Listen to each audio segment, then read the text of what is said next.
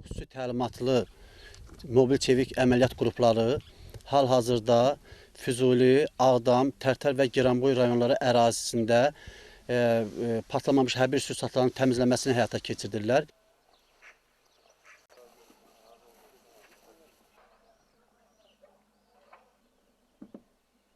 Təmizləmə 29 kənddə aparılır.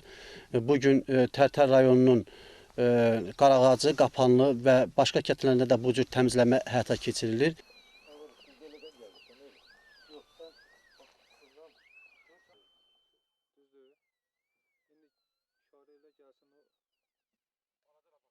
İndiyə qədər, bugünə qədər ona yaxın patlamamış hərbi sursat tərəfimizdən götürülərək mərkəzi məhv etmə ərazisində zərərsizləşdirilmişdir.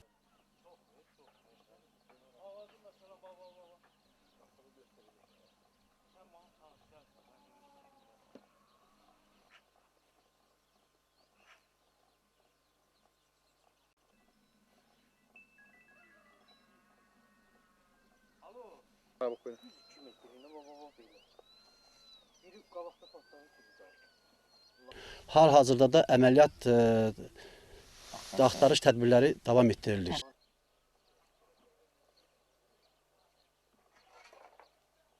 Tərtər rayonunun Qapanlı kəndi ən çox bu erməni ordusu tərəfindən atılmış hərbi sursatların çirklənməsinə məruz qalmışdır.